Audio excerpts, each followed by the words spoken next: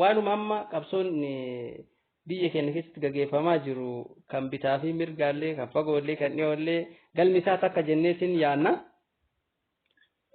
Kanaaf mee yeroo tokko darbee walitti yookiin ammoo jechoota arrabsootiin yookiin ammoo godina wal qooduun gandaa wal qooduun argamaa dhufa siyaasa kallattii amma qabsoo gaggeeffamaa jiru keessatti mee kana sona Oromiyaa isin akkamitti ilaaltan? Kuni gandaanii kutaadhaan jarmiyaa qabatanii wal qeequun wal xiqqeessuun kun amma bilchina siyaasaa dhabuudha. Maali? Namni tokko jarmiyaa isaa qabaatu mirga yaada isaa, sirna isaa, akeeka isaa, kaayyoo isaa ibsachuu mirga qaba. Kaayyoon sun nan deemsisu namni jedhu sanuma daandii sanarraa goruudha. Maali? Yeroo hedduu siyaasni keenya kun bilchina hin qabu. Namoota bilchina hin qabnetu jechoota hin taane namaan jedha. Nama irratti dhibbeen taatee nama sanaan masakamuu irratti uf dhiisuunis mul'ata. Uummata keenya biratti yeroo namni sun fedhii namoota sanaarraa, tuuta sanaarraa, garee sanaarraa gore arrabsuun, itti duuluun, xiqqeessuun akka inni guduunfaa yookiin siinqii wayii saba sana biraa hin qabne, uummata sana biraa hin qabne itti ilaaluun ni mul'ata. Kanaaf waan namni keenya completely sochii namoota qaban irratti uf ergisee uf kaayuuf gaafa wanti sun yaada uummata sanaa alaa yaada gurmii tuuta sanaan alaa ta'e qeequu fi arrabsoon garaagaraa itti roobsamaa jechuudha. Namoonni tartiiba arrabsoo fi tartiiba waan namni tokko dubbate faana masakkanii jechoota qaanii jechoota safuu uummata Oromoo ittiin safeeffatu jedhaa namaan arrabsan dura qabsoo isaanii keessatti ofitti amanummaa sun qabaannee nama sanarratti abdii ta'anii qabsoo isaanii ittiin masakkamaa jiranii jechuudha jedhaa jirtan. Akkas. Maali? By the way wanti kun yeroo baay'ee jaarraa ammaa kana keessa dhaloota haaraa kana keessatti argaarta. Yeroo warraaqsi Oromoo jalqabu akkaataan itti wal kabajaa turan maqaa isaaniitiin otoo waliin waamne qabsaa'ota Oromoo jaal jedhu waamu jaallee jedhaniitu wal waamu. Babal'achuun siyaasa Oromoo umrii dheerachuuf bilisummaa yookaan warraaqsi kun guduunfaa yookiin galma isaa barbaachise gahuu dhabuun kun burjaajii hedduu fidee sammuu namaa kana keessatti yaada maleessa nama godheeti akka namni sun yaada hin qabneetti fudhachuunis dhufe yeroo hedduu rakkoon teenya kana jechuudha. Maali? Qabsoon Oromoo diddaa warraaqsaa kan jalqabe akka biyya akka lakkoofsa faranjiitti 1970 keessa akka biyya kanaatti immoo 1963 naannoo sanarraa eegale waaqoo guutuu faarraan eegalame. Warraaqsi kun waggaa 40 wayaan waggaa 50 fudhateera jechuudha. Ammatti immoo yeroo xiqqoo jabananne kanatti wal qoqqooduun wal jechuun qoqqoodaa sanarratti walitti hirkachuun waan baay'atee fi nama sana duratti ilaaltu sana yaada keetirraa yoo gore nama sitti hin fakkaatu. Isa miti garuu kan barbaadamu. Kaayyoo nama sanaa beektee yoo jette kaayyooma isaatiin masakamuu dhiisu. Tartiiba isaatiin masakamuu dhiisuudha malee waan inni kaleessa ifaajee waan inni kaleessa hidhe sanarraa goruun arrabsuun hin barbaachisu. Tasuma namallee amma yeroo kanatti namni karaa ta'u yoo walitti hin dubbatin arrabsuu hin barbaachisu. Suuquma dhaqxee kabaja tokko waan kastamarii tokkorraa eegamu yoo guutiin sitti ulfaatame isa sana qabattee galu. Qabsoon immoo qabsoon kenna immoo akkas miti. Qabsoon dhiigatti buufnee itti miidhamne waan ta'eef kabajamal waanuma ta'eef kabajamal. Soona Oromiyaa.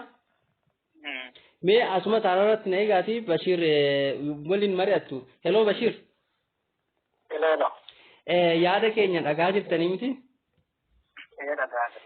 Hunda dura yeroo keessan aarsaa gootanii sagantaa kanarratti hirmaachuu keessaniif hedduu galatoomaa isin jira. Mee Soona Oromiyaa wajjin waliin maradha. Mee akka fakkeenyaatti torbee kana keessa waanuma jirurraa ka'an waan ta'eef burjaajiin yookiin ammoo jechoota garaagaraatiin nama guddaa nama uummanni Oromoo kabaju namni uummanni Oromoo bakka gaarii kennuuf danda'u darbee yeroon arrabsan ni mul'ata. Isa keessaa immoo masaalee miidiyaa yeroo ammaa kana keessatti dhiyoo tana Brigadier General Kamal Galchuu hayyuu dureen paartii Baabaa yookiin paartii biyyoolessa Oromoo miidiyaalee irratti yaada kennaa turan. Yaadota baay'ee kana giddugaleessa kan usuun godhatin namoonni baay'een yaadota hedduu kaasaa jiranii mee kanarratti isin maal jettu mee miidiyaa Sona Oromiyaa waliin maradhaame? Actually, Sona ilo. Nda kana dubbatti.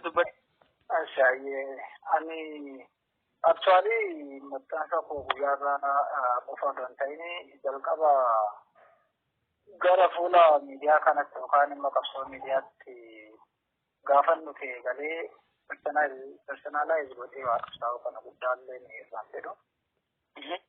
Lammaffaa gara adichaatti immoo gaafa dhufnu kanaaf ka'umsi akka koottessaadha. Namni dhala namaa ta'ee jalqaba bilisummaa sabaatiifis ta'ee bilisummaa qaama biroof qabsaa'uu dura bilisummaa dhuunfaa isaa gonfachuu irra jiraata. Sammuun dhuunfaa isaatiin bilisumni immoo qaama biraa yookaan immoo saba bal'aa gabrummaa jalaa baasuu hin danda'u. Dhugaadha. Ka'umsa irratti ilaalcha anatu siif beeka. Kanan jedhe qofatu dhugaadha. Anumatu hunda raawwachuu danda'a ilaalchi jedhu namoota biratti hedduminaan ni mul'ata. Lammaffaa immoo namni irra hedduun bilisummaa sammuu dhuunfaa isaa waan hin qabneef bilisummaa dhuunfaa sana osoo gonfatiin akka nama bilisummaa yookaan immoo gabrummaa sabarraa buqqisee bilisummaa saba gonfachiisuuf socho'utti of tilmaamee of fakkeessee waan deemuuf dogoggoroota gurguddoo namarraa hin eegamne hin tilmaamamne yeroo dalagu jira. Kanaan ol qabatee tokko akka koottettaadha waan amma dhihoo kana deemaa jiru qofa odoo hin ta'in miidiyaa guddattiin aadaan wanni akkanaa arrabsoo xixiqqoo fi jechoota gadi fayyadamuun kun namoota hedduu biraa yeroo dheeraadhaaf hin mul'ata. Kanaan wal qabatee waan Bashir waan isa keessatti dhagahamuu fi waan isatti mul'ate akka qaama kamittiyyuu karaa bilisa ta'ee fi karaa isatti dhagahameen ibsachuun mirga isaati baay'ee miidiyaa hawaasaa gubbatti qofa miti iddoodhuma kamittiyyuu. Yaada Bashir dhuunfaan ibsate namni yaada qabu ni jira taanaan yaadaan mormaa jechaadha dursa. Yaadaan mormee yaada mo'aa fi yaada faallaa Bashir ni qaba taanaan yaada faallaa isaa sana dogoggoroota Bashiridha jedhee waan tilmaame sana yaadaan dhufee ana koomenti godhee yaadaan yaada koo jijjiiruu malee arrabsoo wanni jedhamu magaala siin kaasu kan qabsoosni inni kun dursa qabatamu irra jira. Lammaffaa immoo nuti akka ilmaan Oromootti gaafa saba kanaaf qabsoofnu dursa nuti beekuun nurra jiraatu kaleessa Oromoon ganda tokkoof qabsaa'ee qabsoo isaa keessatti aarsaa lubbuu kafalee akka hin jirre dursi ni sararree qabachuutu nurra jiraatu. Har'as akka ilma Oromoo tokkotti akeeka kaayyoo fi galma qabsaa'ota kaleessaa isa Oromummaaf qofa aarsaa kafalaa as gahe sana ilaaluu fi isa sanarraa dhaallee qabannee dhufne qabsoo keenya sadarkaa Oromummaa qofa qabachuutu nurra jiraataa malee gandaa olee gandaa gadi haasaan jedhuu fi arrabsootti qixaa akkasii sana aktuwaalii sadarkaadhuma namootaa achumatti namootuma sana tilmaamtee dhiista malee bu'aa guddaa qaba. Amma maal seete Bashir yaadni kee I hope bareeda maalidha? Haalli amma keessa jiru kuni eenyu feenyu dhiisisu. Amma namni keenya biyya kana keessatti akkaataa jabeetti akka argaa jirutti atis waan kana argite natti fakkaata. Maaliif namni hundi keenya nama lafa buleedha. Qooda siyaasaa keessatti fudhate namni hundinuu completely percentii 90 ol nama siyaasaati. Namni miliyoonni hin jirenne Oromoo guutuun. Kanaaf madaalli keenya dambalii siyaasaa guddoo isaa keessatti gara tokkotti madaalee kuffiseera. Eenyu jedhe eenyu maal jedhe. Abbaan siyaasaa siyaasaadha. Abbaan sirna qabsoo Oromoo keessatti mataa ta'etti hoogganaa ture isumaaf dhiiftee wal dhageeffachuu. Fakkeenya siif hima. Qabsoo warra TPLF keessatti still now aktiivistii namni jedhamu nama 13 amma namni 14 dabalamaa mucaa Thailand jiru tokko kan Tigree jechuudha. Keenya namni qubee afaan Oromoo sirreessee barreessuu hin beekne aktiivistii dhamma yeroo kanatti. Gadi yaada kanaan ol qabataan waan tokko sii kaa'atu barbaada. Qabsoo Oromoon waggaa 150 fi sana dura taasisaa tureen ol qabate. Hedduminni uummata Oromoo akkuma uummata Oromoo fayyade uummata Oromoos waan miidhe qaba uummata isaatti ibsaadha. Ammas hedduminni aktiivistoota Oromoo akkuma lakkoofsi Oromoo kana duraas hamma ta'e fayyadee hamma tokko Oromoo miidhe hedduminni aktiivistootaas haga ta'e wayii nama miidhaa jira. Saba miidhaa jira. Logically jetta aktiivistii jedhu mataasaa akkaataa namni itti hiikatu namaa gara namaattis garaagarummaa guddaa qaba. Aktiivistummaan waan saba kanaaf tolu bu'uurarraa qorattee waan hubatte sana sabaaf gumaachuudha malee miidiyaa gadi baasee nama arrabsuu fi nama eebbisuurraa waan dhufu. Beezikaalii isa kanatu qabatamuu qaba. Inni biraa immoo waan amma waan itti qaana'uu fi kaasuun barbaadu fakkeenyaaf Kamaalis ta'ee Daawudis ta'ee Baqqalees ta'ee kuweeta eenyullee haa ta'u hayyoota gurguddaa sadarkaa sanarra jiran miti namoonni yaadi sadarkaan isaaniis giddugaleessaa fi sanaa gadis ta'an yaada isaanii karaa fudhanii yoo isaan tarkaanfachiisan yaaduma isaanii yaadaan qeeqna malee gonkumaa eenyummaa namaatiin nama arrabsuu fi gosa namaatiin nama arrabsuu gadummaa guddaa. Kunis waan hedduu na dallachiisu tokkoon sitti hima. Waan hedduu na dallachiisu tokkoon sitti kaa'e. Baay'ee namoonni waan sana hojjetan gosa Oromoo tokko bakka bu'anii. Namni Kamaal yaada isaa gaafa maxxansu yookaan immoo qaamni wayii yaada isaa gaafa maxxansu yaaditti whether positive or negative ta'ee negative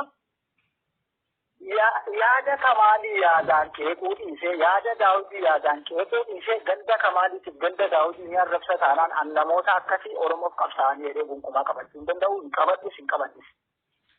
Inni kun jalqaba qabatamuun sarara jiraata. Inni biraa immoo siyaasaa fi tarsiimoodhuma siyaasaaf saayinsii keessattis gonkumaa arrabsoon tooftaa qabsootii jedhamee wanni addunyaa gubbaattis hin tilmaamamu. Waayee arrabsoon tooftaa qabsootii. Yeroo tokko siyaasa keessatti namoota piroopoogaandistii jedhamanii yaadamantu jiru. Namoota piroopoogaandistii namoonni piroopoogaandistii jedhamanii yaadaman sun kaa'amanii hojjetu moodi. Hojiin isaanii afaan faddii fi burjaajii garaagaraa uumanii gara qaama ofii deeggaranitti yaada nama hedduu gara sanatti fiduudha. Amma namoonni arrabsootiin jedhu kun sistemaatikaalii waan akkasiis hin hojjetanii dhufanii si arrabsanii kana boodatti namni akkasitti immoo dhufee si arrabsu sun I think an akka koon madaala sillaadhuuf doogora tokko umman sitti hima. Amma ansana Oromiyaa eenyummaa isaatiin hin arrabsa taanaan sunna Oromiyaa anaaf deebiin alaatti nu sarrabtu. Waayee amma rakkoon kenna guddaan kana. Namoota yaada hin qabne arrabaan dhufanii si arrabsanii deeman qofaaf beekamtii addaa yeroo itti ilaallutu jira. Nuti fuunee deebisnee warra sanaaf deebisna taanaan deebisuun jaraaf beekamtiidha.